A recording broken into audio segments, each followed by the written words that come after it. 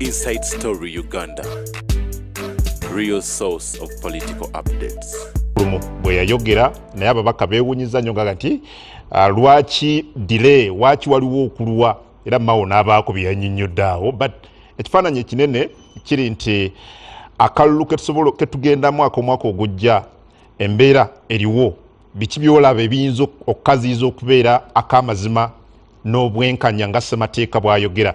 Mu studios olunaku olwaleero nga bulijjo muganda wange Charles Romushana Munabarometer wali yatuuse dda tukwaniriza mwami Romushana. Katonda w'amaanyi, Katonda wa kisa. Honorable Goret Namuga Munabarometer naye mbaka wa Parliament akiikira abantu b'e Mawogola naye wali tukwaniriza Honorable. Yaliko Minister w'ekisiikirize owa Science Innovation ne Technology era kati Deputy Chair Park mu government yeteeseteese obulungi okulaba nga bakasolo bano tubavuunika ssebo mu 2026. Honorable Aruna Cheyune Kasoro naye wali ssebo tukwaniriza. Neyanze ge muganda wange Adamu abatulaba mbalamusizzaako nsaasira nnyo nfunye amawulire wano chairman waffe owenalimu ku kyalo Kabasekebbi nga lamujjuludde ekitalo nnyo nsaasidde nnyo abantu baffe. Tujja kwegattibwako ne Honorable Samuel Walter Mukaku ono agenda kubeera nga naye atwegattako wano ava mu kisinde ekya DA Democratic Alliance ekikulemberwa Honorable Mathias Mpuuga mu ddakiika nga ziizo naye ajja kuba ayingirawo wano. But also omuloodi wa Kampala nga bw'olabaawo ku screen yo Honorable Haji Salongo Elias Lukwago naye ajja kuba atwegattako. Haji tukwaniriza lamusa kuba tulaba. Webali muganda nga Kongo n'abo abali mu studio mbalamusizza bannakampala bannayuganda mwenna gye musinziira okulaba Barometer. Ajja kuba ayita ku lukomo olwo tubeere nga tumufuna Letron bwe tunamala okutereeza ebyuma byaffe abeere nga ayogerezeganya naffe butereevu nnyo. Yabati nga tunagenda mu kinyusi kya leero buli omu jagamu eddakiika emu abeeko byatugamba ku Papa Francis jjukira yajja kuwano mu ggwanga lya Uganda mu mwaka gwa 2015 badde ayogerwako nnyo ng'omusajja badde alwanirira oba yayaanira eddembe mu nsi ojjukira nga akola ki anywegera omu ku bakulembeze mu ggwanga erya South Sudan mu mutima ogw'okubalaga nti balina okumalawo obutakkaanya bwali bufumbekedde ejjembe eruuyi eyo nakati era obukyagenda mu maaso. Yoyo Papa Francis ayogerwako simanyi bannange kiki kye bajjukira ku bulamu bwe ekyasobola okubeera nga boogera ku mbeera ze bw'abadde ng'akyali mulamu. Well, Honorable Namuga, Papa Francis. Nzikiriza ntwala akaseera kano okusaasira ensi yonna naye mu ngeri ey'enjawulo banaffe abakristo abakatuliki okuviibwako omukulembeze waffe. Ekisooka okimanyi bulungi nti ndi mukatuliki eddiini gye nzikiririzaamu tuli mu kiyongobero g'emazima amawulire gabadde gannaku era gakyali gannaku naye nze ŋŋamba nti ndi musanyufumuko olw'ensonga nti twafune essanyu ku Easter kuba Papa yatusiibulako yawubirako eri abantu ndooza buli omu kasimayiro ako yakalaba ekifaananyi ate suli mulwadde naye ekifaananyi ekyo buli omu afudde akirabyeko naye nze nga munankyukakyuka ekisooka ntegeeza eggwanga nti tufiiriddwa nnyo kubanga eddembe ly'obuntu Papa abadde alyogerako ebbanga lyonna reconcile peace harmony mu bibiina bye by'obufuzi kakati ate agendedde mu kaseera ng'okulinyirira eddembe ly'obuntu naddala wane waffe mu Uganda nga be baana baliwo nga saawa eno tulina abaana baffe abawera oba bannayuganda abawera bubine bya court martial 443. Honorable Norbert Mao yagambye fayiro zaabwe tezinaba kuzibwa mu kooti za bulijjo naye tukola nnyo twakazaayo 45 bokka 5 ze zaakadda mu kooti za bulijjo. Ate ekirala ngera ke kaseera tulina abasibe kinnuma nnyo abasibe 81,000 nga kapasite yaffe tulina kuba n'abasibe 2,100. We are over congested by 377%. Olubu akubuuza nti bameka abali ku remand over 50% of abasibe bali ku remand naye nga abamu bayisiza mu nnaku oba mu myezi gye balina okuba ku remand. Mu mateeka omuntu talina kusukka ku misango egya bulijjo tolina kusukka myezi 2 ku remand neka kati osanga omuntu kwa mulamba myaka 2-3 akyali ku remand so kusomozebwa kunene nnyo erife abayita abakkiriza njagamba abayita abakkiriza era abaga ntugoberera ensi etambulira ku mateeka oba enfuga ey'amateeka naye nga amateeka tetugatambulirako neze n'ensaba bannaddiini tuwadde papa agenze tukimanyi tugenda kufuna replacement naye twongere okwogera ku bino ebiruma bannayuganda tubyogereko naddala eddembe ly'obuntu teriri negotiable tetuliteesaako ero lyatuweebwa katonda tetulina kuteesa bana baffe abakwatibwa abawambibwa ng'ate bawambibwa abalina obbakuuma so tuli banyiikaavu nnyo mu kaseera kano bati tuteekwa obulamu buteekwa okutambula n'ekibe kyakuyiga message zino abakulu ze batuwa tulemezire kabula essaawo kubanga njagamba nti gavumenti zaffe zifuuka bakyesirikidde obuuza nti papa bulijjo message gyawa abakulu abali mu buyinza abakwata emmundu ne bagitunuza mu bannansi nga bewalaba ekawempe papa byayogera babijjukire oba babiteekako essira so tujja kusaalwa nnyo era ku lw'omukaaga amaaso tujja geego kwa entimba ez'enjawulo kulaba nti twetaba ku nsi yonna okungubagira papa papa president w'eggwanga y'omu ku bakulembeze mu nsi yonna bavuddeyo okukungubagira mugenzi kati papa Isaiah katonda atugamba yaliwo ng'okubaawo tekunabaawo ate alibaawo ng'okubaawo kuweddewo ye yekka ekyokubiri the greatest in the kingdom of God is the most least akyasingayo waggulu nnyo mu wakabaka wa katonda ate wa wansi nnyo because obeera muweereza then ekyokusatu okufa kwonna n'obulamu bya katonda ekyokuna gwe tugoberera kigambo yali wano yafa ate yazuukira resurrected ate n'agenda mu ggulu tutunuulire nnyo eby'omu ggulu ekereziya kye yasomye ku Sunday. Why do we now concentrate ebiri mu magombe ebiri ku nsi ate nga atukulira ali mu ggulu? Our leader is already in heaven. Lwaki tufokasinga nnyo ku eby'omu ggulu? Kakati bano bonna boolaba ababaddewo n'abajja abali ku ntebe ya Peter ffenna tuli banafu. Kyolaba ne Peter nga Jesus Christ bamukomerera na banne badduka ate yabagamba ngenda kuzuukira after 3 days. Ennaku 3 bwe zaggwawo tebagenda ku ntaana kugobera oli kye yabagamba abasookayo baali bakyala bwe mwali muyisaamu amaaso. Why? Wakantu ffenna tuli ki? Ffenna tuli banafu tetuli kye tuli ate ezaffe z'ensobi. Okay. What just wakoze bwayegedde ku mugenzi Minister? Nawe mpulidde ddala nga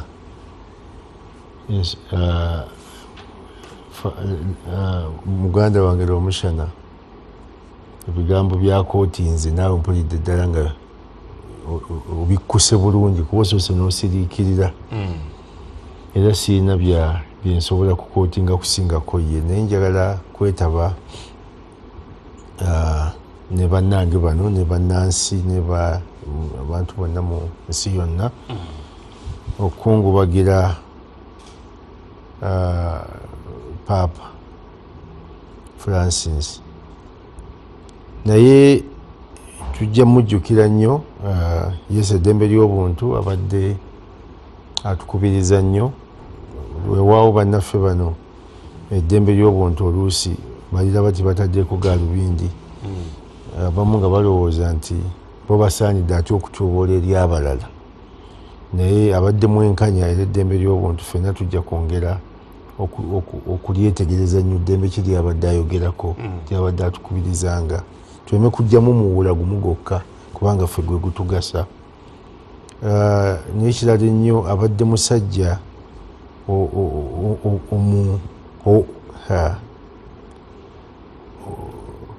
ateegulumiza abadde omukulembeze ateegulumiza omwetowaze nzijukira buya tukyalirako wano mu Uganda wamulaba nga alina ensawo ye naye nga alina abantu amwetoolodde naye nga ye ensawo ye tagikola ki niwano osanga omuntu ng'alinako obuyinza butono nnyo naye nga n'essimu bamukwatira nkwatire ne peeni ez'okuwandiika bamukwatira nkwatire ne bwabeera shadow minister nga munaye bweyanjudde minisita ow'ekisiikirize naye nga n'ensawo ye bamukwatira nkwatire nakiso abadde omukulembeze nga teegulumiza era atuwa ekifaananyi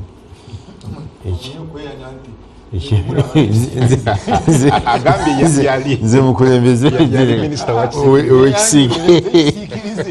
kyobula bakyatulumya nnyo okwekumira mu kisiikirize naye nga ekisiikirize kya meyini so njagala okusaaza naye n'ekirala nnyo kitulina okuyiga nze neetegereza nnyo bannaddiini enfa yaabwe era ebyeragira ddala eddiini mu nzikiriza zonna kugamba omuntu alabise kugamba kiba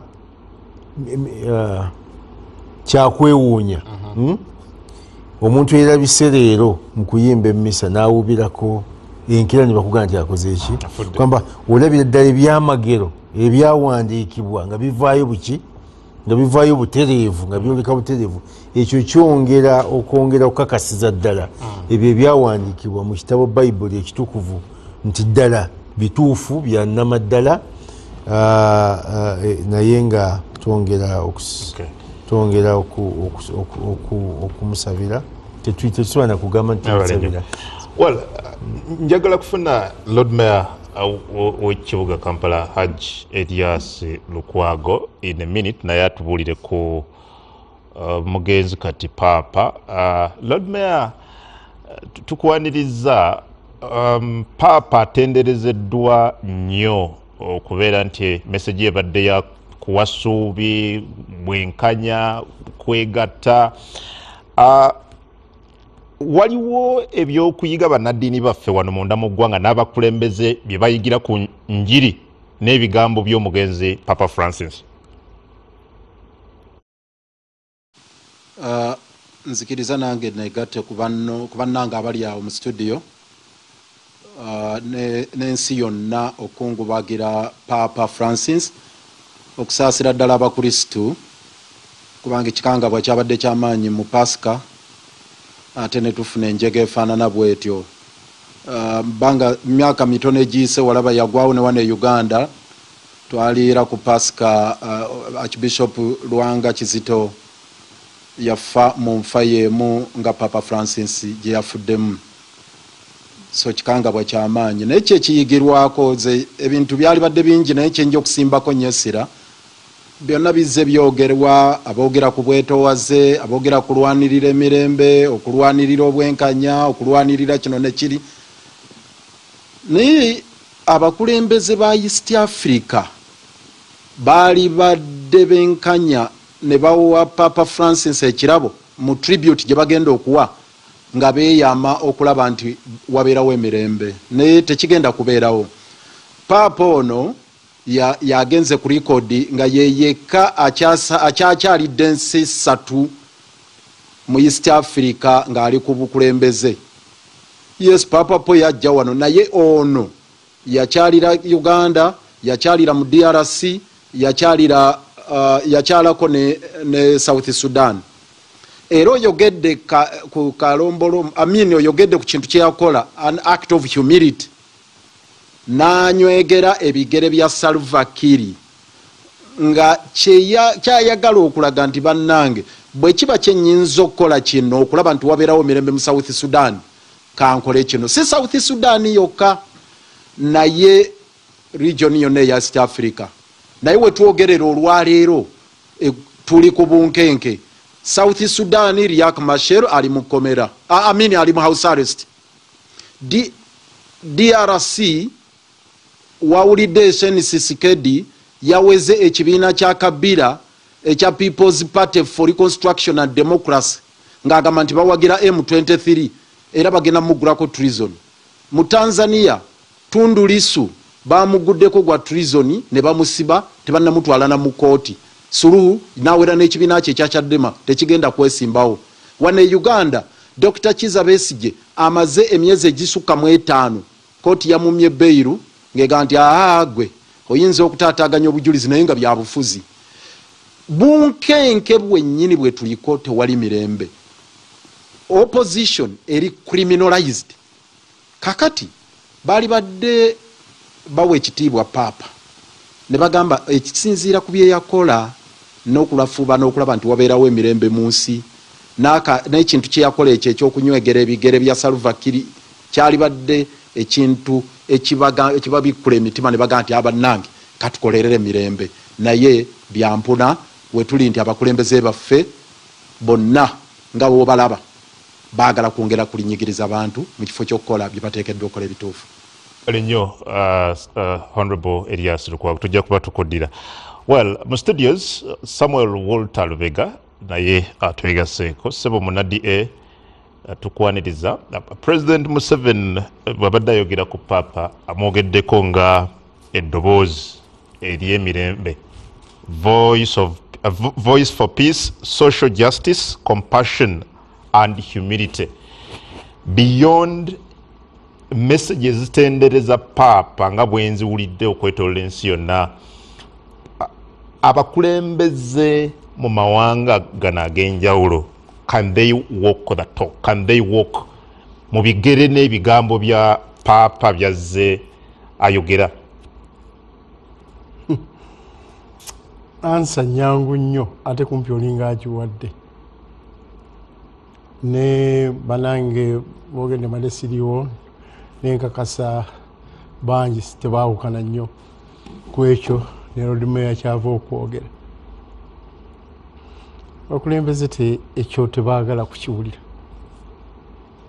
Bakyagala okukiraba awalala naye ewaabwe ewaffe awakati twagala kukiraba. Ale ekisinga okuluma ti bakulembeze n'abantu wadde essuubi nga bakyali ku mutendera gw'okwagala okugenda mu buyinza nabo okubeera nga nabo tebafaanana nabali abaliyo. Lord Mayor akuwaddeko just inkling. Ani yamanya nti omukyala ow'e Tanzania Samia Suluhu Hassan ayinza okukola ebyo. Kakali bw'ogende wa Kisekedi nga naawe bakulwaniridde jjo ba bishops era kalinaali oyo musabira nnyo ne bw'aba tagize naye afune role ey'enjawulo mu bukulembeze bwa Eklezia obunaddako.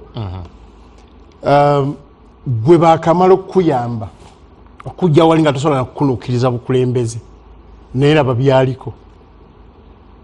Tamanyi nti ku 8 millions ez'aba Congo ezakafa, the biggest genocide ever witnessed. Ate nga tewali ayagala gyogerako kubanga eriyo uranium, eriyo gold, eriyo kino.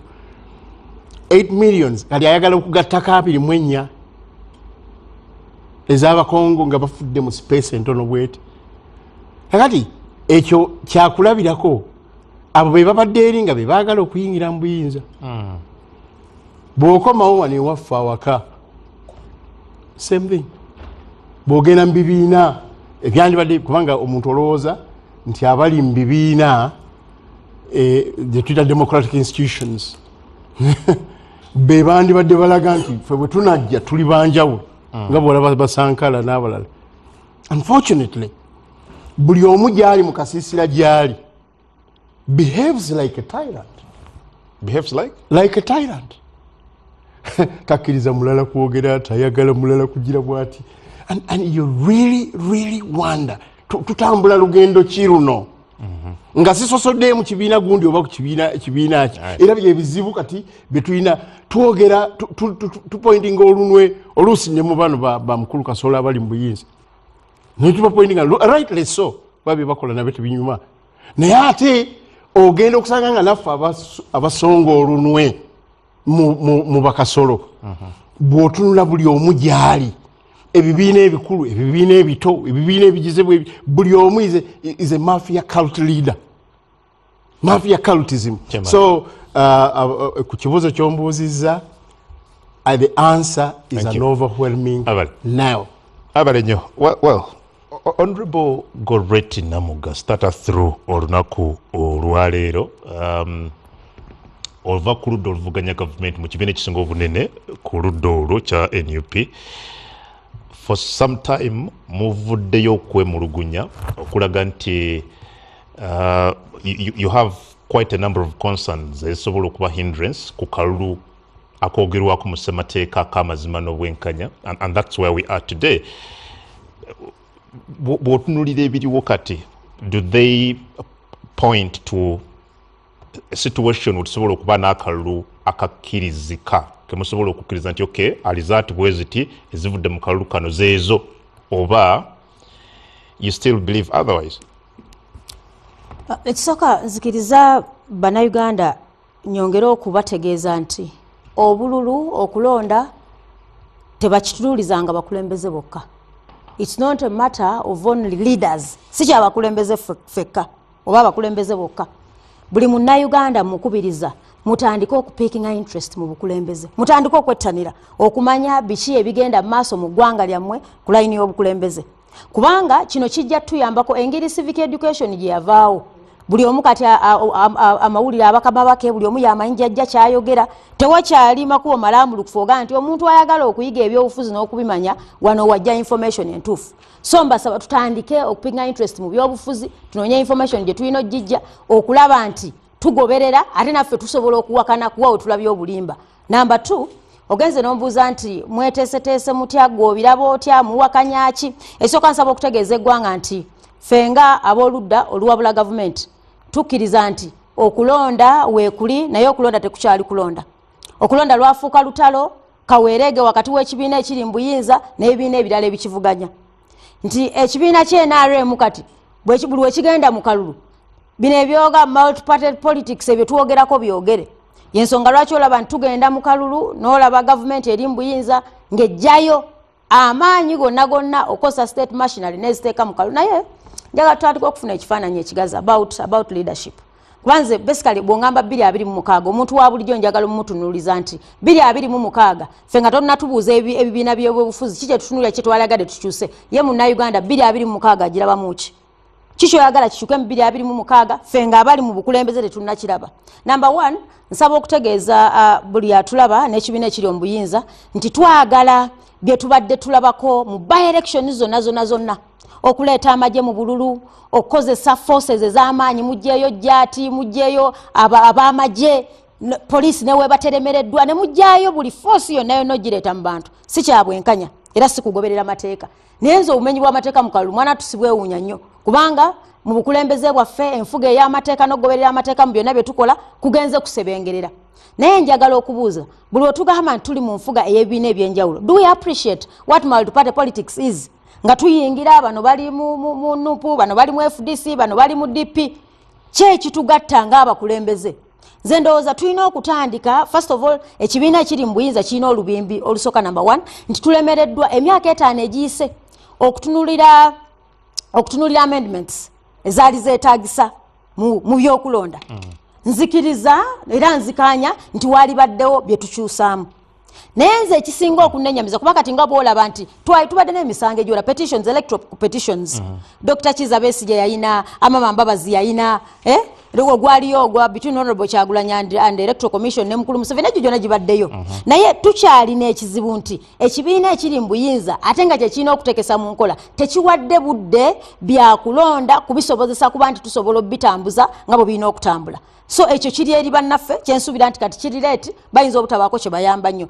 Number 2, naye ne bwe baali badde tebakoze ekyo, amateeka agaliwo singa tugezaako, if you mirror yourself n'ogamba nti eno ensemateeka y'eggwanga, singa tugezaako gegenya tugamba kale tugoberera amateeka agaliwo basically mu kulonda, tusobola okulaba ku kulonda okw'amazima n'obwenkanya nga si lutalo.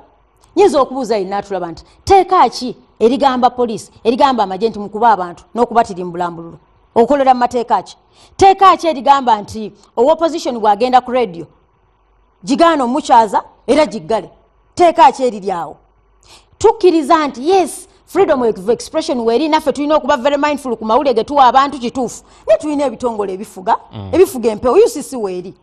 Kaakati Adamu buli woolabanga tutambula mu bumenyi bw'amateeka mu kalulu, nze nsaasira consumer w'ebyobukulembeze w'ebyobufuzi. That is why mbagamba bino tibabitunuuliza ffe. Mukulu mukako abadde wano nga mu busajja atwala menti nga bannange era n'abagenda okujja mbuyinza nabo baliwo bato final abonaabonera mu bino byonna ye munna Uganda. All of us are going to suffer. Bino gundi wenaremu lero oli wa Nuupu oli wa Kifenna buli wabayo akavuyo kano tuwonaabona. So nze kyensaba banna Uganda obuyinza okukyusa bino byonna bye mulaba ebitatambula bulungi buli mu mikono gyammwe. Ne bwe tunaana ratinga kubanga Honorable Kasolo n'abe nalemu bakimanyi bulungi be tuli musite kukyali kulonda ekyamazima byonna bye tuyingiramu lutalo but kiri very deliberate kigenderere number 1 frustrating abantu bali mu byobufuzi kubivaamu kigenderere frustrate them kubanga oli amanyi nti bwe nakwata abantu bano bonna ne mbasiba ngenda kutiisatiisa abali ebweru. So ngamaliriza nti kyensaba bannaffe abali mu buyinza tusaba nga tetunagenda mu kalulu ka 2026 muta abaana b'abandi political prisoners. Bwemba temusobola bata mbatwale mu makooti asimpa zat mbatwale mu makooti olwate baweereddwa be netumanye nti omuntu ali mu kuwozesebwa okusinga okutereka abaana bannamwe mu ngeri y'okutiisatiisa abantu. Rumshana, yes, what are those red flags kati z'otunuulira noga nti this and that singa ziba tezikoleddwako then we risk having an election that is not free and fair? Kakati tuyinayo emyezi 4 tuyingire nominations.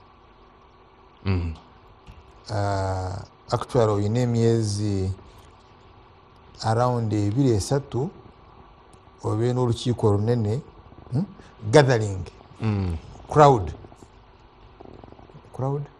Yes, lukungaana. Enkungana is a meeting. Ugenda kubeera ne crowd nene Namboole sima bana abeera Namboole abaye NRA.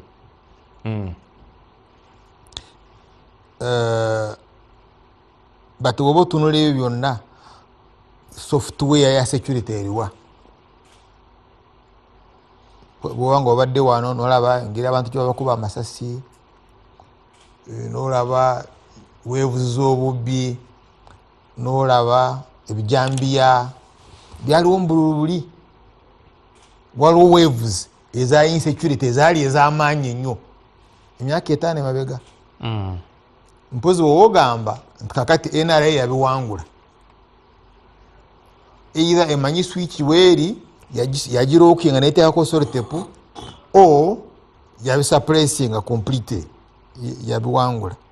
But tunuulira ekisenge NRA ekyezimbye mu Congo because kati tugendera Bunia mu South Sudan tuli waggulu wa Juba ekisenge ekyo bwe kigwa gwezibiriza amaaso olabenga ekisenge ekyo kigudde. So that's the worst case scenario. Best case scenario bwe bibeereeyo fine mubeereeyo nga mukubaganireeyo nga refugees bajja mu Uganda nga bava mu ntalo zammwe but singa kigwa ekyo kankirekeraawo. Kati ekyokubiri therefore question yandabadde nti twayigira mu hips za skulls eziri eruweero obuwanga entuumu z'obuwanga eziri eruweero twaziyigirako. Singa twaziyigirako then tewandiwulidde enkaaba y'abano nawe twandabadde nga it would be smooth road. Justice Kisakye omumanyi was a justice in the Supreme Court, mulamuzi mu kooti enkulu ya Uganda, kooti ensukulumu. Very good. Yeyeka yali agenda okusoma judgment nga wakanya asazaamu okulonda okwayitawo ne bamugaana. Ye mulamuzi asooka mu Supreme Court okubugaana okusoma judgment ye. Tekyakoma ku ekyo ne bayimiriza n'omusaala gwe. Tekyakoma ku ekyo ne bamugoba mu Uganda. She's in exile. Kakati nobeera n'abasajja wano ne banamuga ebisikirize nimutaba gwe mukwate tayi. How can you have a judge, a justice of the Supreme Court in exile? Ntokubagambye naye buno obululu bwalimu obubbi. Ekyo ne bwenkirekeraawo. Kakati Besigye omulamuzi yasomye ruling nagamba omanyi byonna ebisaanizo byonna ebyokufuna beiru obiina atuukiriza ebisaanizo byonna ebyokumuyimbula okakalu ka kooti byonna obiina naye abakukwata bakukwata nga tebalina bujulizi kakati saagala obatawanya nga banoonya obujulizi bakyali ku feeza enoonya obujulizi era bawadde bakukwata nga tebalina obujulizi tola nti ogenda kubatawanya ate ngaomusango gw'amaanyi kakati gira obeera eyo banoonya obujulizi okutuuka bwe bali bufulira kati obalifuna obujulizi ng'otugamba because olwolwo oyina ebisaanyizo ng'otugamba ne tukuwa bail now oyina police post oyina police unit so that's now the collapse of the judiciary you don't have a judiciary kati oyina police unit gyebagenda okuteeka ku buli gombolola tebagenda kugiteekayo okuyamba bamuka kukola campaigns it is going to curtail political dissent then noba ne weak electoral commission extremely very weak tesobola kukola civic education tesobola kukola voter education wakiriko yatanga odoyi oba owulira kugumuwa NRM at least yeyoko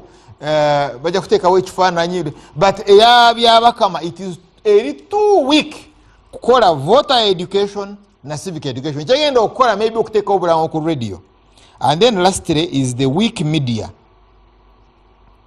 your media eri so weak nti akalulu yakashifti nga tekakyali issue based because akalulu akalungi kandabadde ku issues mukaku ku issue ya migration oli otya mukaku ku issue ya inflation oli otya kati eyo twavaayo bwe nakulaba wano jongo oyogera ku solar power kakati akalulu kandabadde between alternatives nga kasora aleeta alternative mukaku naye naleeta alternative in terms of use agenda n'ebirala population neekuba akalulu ku alternative nga tetunulidde kasolo you get kyolaba biseera bitwali tulina ba MPs I think mukulu njuba yawangula nga tataddeyo na kifaananyi nga talina na poster in the whole of Kyaddono nga bweri and I can give you very many bitwali nabo mu CA because baali bayimiridde on they were providing alternatives kati media mwe mwanda badde mutuusawo alternatives mu population naye bwogenda kola bye mutwalayo bintu birala nnyo mwe mulese n'ekizibu ku nsi good njagala kugenda wa Lord Mayor nga sinaba kuddaano mu studio well Haji Lukwago ng'omu ku bannamateeka baba political prisoners abamu simanyi wagoberedde bulungi ebigambo bya Minister Norbert Mao bwe yabadde mu Parliament daga nti some of the exhibits are perishable bwe babadde bamubuuza lwaki baluddewo okuleeta ba prisoners rather okutransferringa files z'abano bonna mu kooti z'abantu ba bulijjo and I'm wondering how that in your view will play mu kalulu ketugenda given nti abamu ku baana abawererako ddala bakwatibwa tuyingira kalulu ka 2021 but also n'ensonga ya Charles kyayogeddeko eya aganti judiciary nafu nnyo ekigenze mu maaso and yet singa wabeerawo obutali bumativu mu kalulu ekkubo erisookerwako lyakuddukira mu makooti but mulwomushara bwatuga nti nafu nga munnamateeka and an office of court I don't know what you think about this.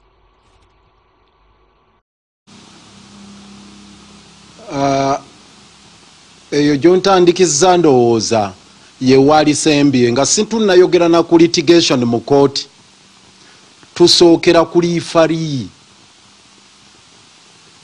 mu kalulu yabeerera electoral commission naye already chairman wa electoral commission yagambye dda mu parliament nti Uganda teri kalulu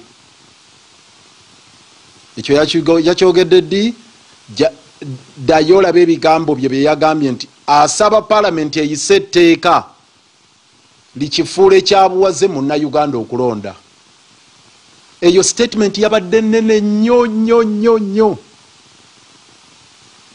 nti electoral commission eyagala parliament ekole etteeka nga likaka munnayuganda okulonda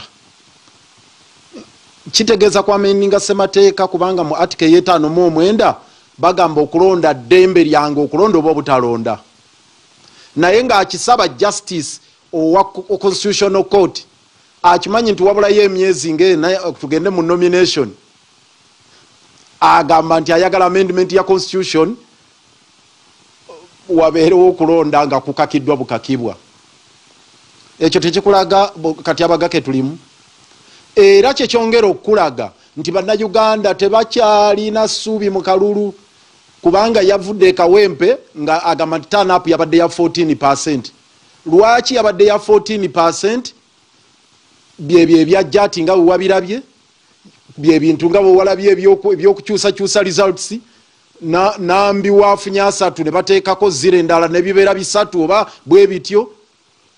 Kakati akalulu ka Uganda na buli ali awo mu studio na buli munnayuganda wali akimanyi bulungi nti tekasobola kukyusa gavumenti ya Mwami Yoweri Kaguta Museveni. Tuve ku bino nti ono gulukwago osobola okubeera Lord Mayor, ono asobola okubeera MP Namuga, ono asobola okubeera kansala, ono ki, ebyo si bye bikulu. Ekikulu kye kyakalulu okukyusa obukulembeze bw'eggwanga. Obwo obuwanga obuli eruweero mukulu lw'omusana bwayogerako tebwajja lwakuba waliwo okubba akalulu ka palamenti. Kaggwanga obote na Semwogerere. So tojja kugamba nti oyogera ku bino na bino na biri MP simanya na meya na ki. So ensonga eyo gye njagadde okutandikirako. Bino byonna mao bye boogera byongera kujjuliriza ekyo nti mao bwakugamba nti tebasobola kutuukiriza judgment ya Constitutional Court. Judgment ya Supreme Court yafuluma 3 omwezi ogwa January. N'okutuusa olwaleero abasibe bangi bali luzira bavunda bali kitalya ba political prisoners baganyo batransferinga. Parliament mu article ye7 eyina obuvunaanyizibwa okulaba nga naye protectinga semateeka naye eri ku mavivi efukamirira mao bambi tubuulire otuuseewa naye najjanga abiigiina nga bwajja bwakinagguka nti fayiro tulina 45 tukyazetegereza mutuwa obudde nga bali ku ddembe lyabuntu we batyo. So tukkirize nti tewagenda kuba kulonda 2026. Ekyo kyenjagala omanye. Waliwe tubadde emabega ebyo olw'omusana Namuga ayogedde ku misango gya Dr. Besigye, egya Mama Mbabazi, egya ogwa Bobi Wine, egyo nabaze boogera ku reforms ezina okukolebwa nga tezina mugaso teziyamba. Lw'omusana ayogedde era ne kubize ebibeera waawo byonna. Ekyeyongedde ku bizze bibeerawo ekyobulabe nti Muhoozi yalangiridde mbukati naye akuze ate mu kukula alina okubaako byakola nga kitaawe tamukuba ku mukono. Era munyiivu nnyo okuba nti kitaawe yamugamba nti please totta Besigye lindako. Simanya bagamba nga 9 John ko Heroes dwe bajjo mutta. Nagamba ako ka Bobby nali njagala kajjako ensingo naye taata yakyannemesezza. So Muhoozi mu bululu buli bwonna obuze bubeerawo abadde si actor naye abadde mu background naye kati ali wakati mu kisaawe.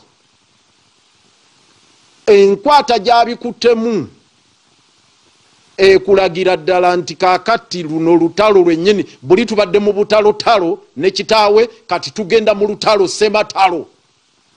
So twetegeke bwetegesi sematalo gwe tugendamu abanaafiiramu bagenda kuba bo bangi. Ekyo kyenjagala okukakasa. Wano mu Uganda tewabeerangawo kalulu ne watafaamu bantu tekibangawo. Wano ketwakavaamu 2021 18 ne 19 November walaba abantu abafiira wano mu streets e Kampala ne buli bonna obubaddemu Dr. Besigye nga abantu bafa. Kakati abagenda okufa mu Kano bajja kubisaamu emirundi n'emirundi.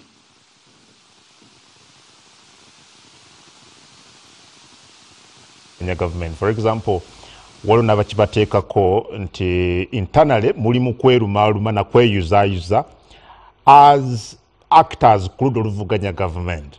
How are you preparing ku mbeera eyo gy'oyogerako Lord Mayor?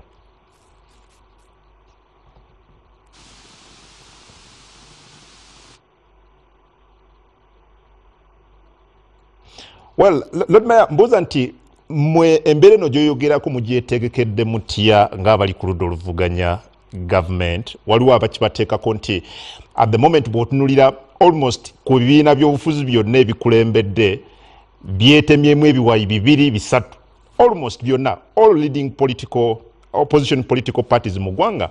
How are you preparing for that situation gy'onyonyola? Okay, kale katerezemu katono tusobole okuwuliziganya ne Lord Mayor w'ekibuga Kampala ku nsonga eyo, but jjukira nti nabo nga PFF balwana kuwandiisa kibiina naye akakiiko k'ebyokulonda tekannaba kubeera nga kabawo omwagaanya ogwo. Tunywa ku mazzi katono nzije tutandikira awo tova.